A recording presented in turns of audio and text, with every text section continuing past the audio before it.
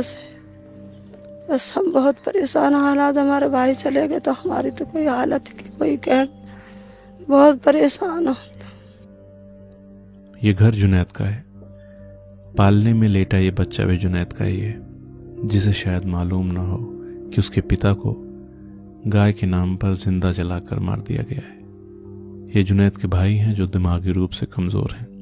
इनके बच्चों की देखभाल की जिम्मेदारी भी जुनैद पर ही थी। कवि मंगलेश डबराल की एक कविता की कुछ लाइनें हैं कि मेरे जीवित होने का कोई बड़ा मकसद नहीं था और मुझे मारा गया इस तरह जैसे मुझे मारना कोई बड़ा मकसद हो। जुनैद और नासिर दोनों ही बहुत ही गरीब परिवार से थे, गरीबी में गुजारा कर रहे थे, लेकिन उनको एक गाड़ी में बांधकर जिंदा जला दिया गया, वो भी गाय के नाम पर। इस दुनिया में कौन सा कानून, किस धर्म की किताब, किस व्यक्ति का विवेक एक गाय के लिए इंसान को मार देने की इजाजत देता है? इतिहास गवाह है कि धर्म का नाम लेने वाला हर शख्स धार्मिक कम राजनीतिक ज्यादा होता है। सबसे बड़ा विधर्मी वही होता है।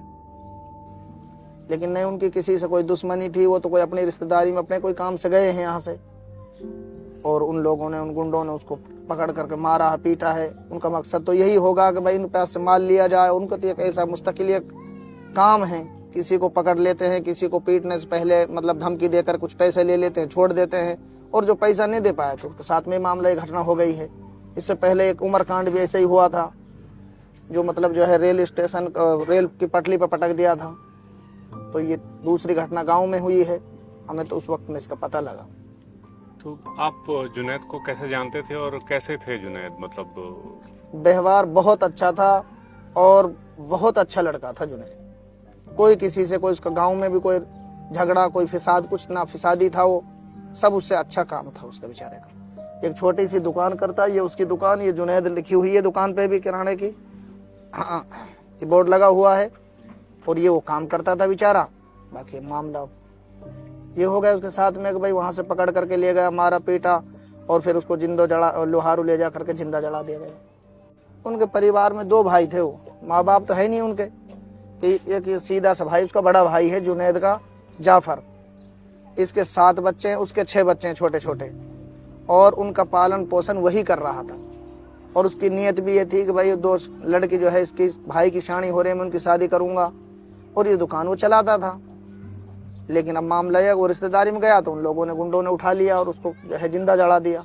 ये मामला। आपको क्या लगता है कि इन्हें गायों से प्रेम है? अगर गायों से इतना प्रेम होता तो सड़कें गायों से पटी न होती, वो प्लास्टिक खाकर मर नहीं रही होती, किसान उन्हें लाठी मारने पर मजबूर न हो रहे होते। दरअसल इन्हें गाय से प्रेम नहीं है, इन्हें मुसलमानों से, एक खास कौम के लोगों से नफरत है। और ये सारे हिंदू नहीं, कुछ नफरतियों की करतूत है जो लगातार हिंदू और मुस्लिम दोनों के दिलों में नफरत पैदा कर रहे हैं। गवर्नमेंट के पाले हुए ये उनको सेफगार्ड करने की जो पॉलिटिक्स चल रही है, ये इस्टेब्लिश करती है इस बात को, इसमें कोई ढकी छुपी बात नहीं रह गई है। उनका नए लोगों को लाना और उसको बचाना इस बात के लिए प्रत्यक्ष प्रमाण है कि ये गवर्नमेंट के पाले हुए मानो माने सर जैसे लोग हैं, जिनके पीछे हरियाणा पुलिस एडमिनिस्ट्रेशन और हरियाणा गवर्नमेंट खड़ी हो गई है। सारी दुनिया जानती है, तथ्य सामने है। आप तथ्य पूछ रहे हैं, तथ्यों को बताने की जरूरत नहीं है। हर कमजोर से कमजोर आदमी को, तो इलिटरेट आदमी को भी तथ्यों का मालूम है इस एडवांस साइबर एज की दुनिया में। इसलिए आप सब जानते हैं, तथ्यों को बताने की जरूरत नहीं है। अलबत्ता ये बात साबित हो गई है इनके इस क्राइम से कि ये इस क्रिमिनल्स को जिस तरह से प्रमोट कर रहे हैं, अब उनको प्रोटेक्ट कर रहे हैं, क्योंकि इन्हीं के पाले हुए हैं और इन्हीं की प्लानिंग का हिस्सा है।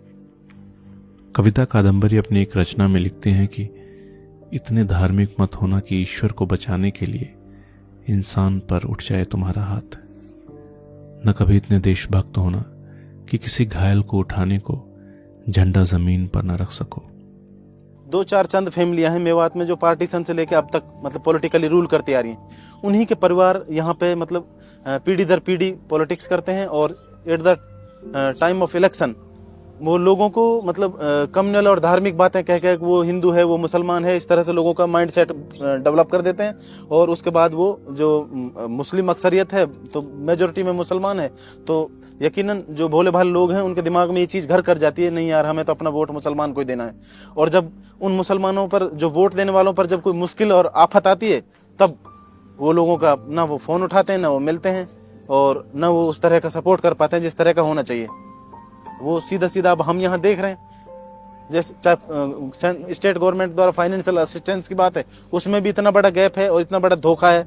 गवर्नमेंट जॉब में मतलब एक राजस्थान के दूसरे हिस्से में परमानेंट नौकरी दी जाती है, क्लर्क की नौकरी दी जाती है और मतलब कन्हैया लाल के बेटों को, और यहाँ पे कॉन्ट्रेक्चुअल की बात करती हैं, और वो भी विधायक स्तर की।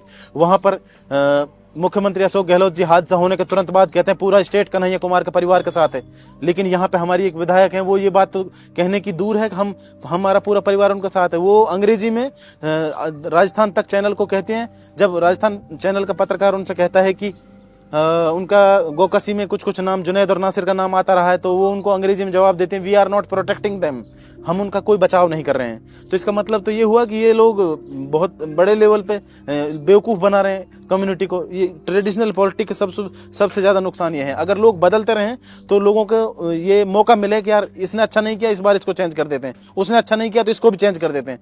जब जितना ज़्यादा चेंज होगा, लोग मतलब जो लोकल लोग हैं, जो मतदाता हैं, वोटर हैं, वोट देने वाले लोग हैं, उनको तब फायदा मिलेगा। जैसे जैसे चेंज होगा तो पॉलिटिकल रिप्रेजेंटेटिव ज़्यादा से ज़्यादा सोचेगा कि मैं सत्ता में बना रहूं और मैं ज़्यादा से ज़्यादा लोगों की मदद करूं। उम्मीद करता हूं कि जुनैद और नासिर को इंसाफ मिलेगा और पुलिस प्रशासन, नेता मंत्री सब अपनी जिम्मेदारी निभाएंगे, ताकि फिर किसी नन्हे बच्चे को अपना पिता न खोना पड़े। दोस्तों, इस रिपोर्ट को अंत तक देखने के लिए आपका शुक्रिया।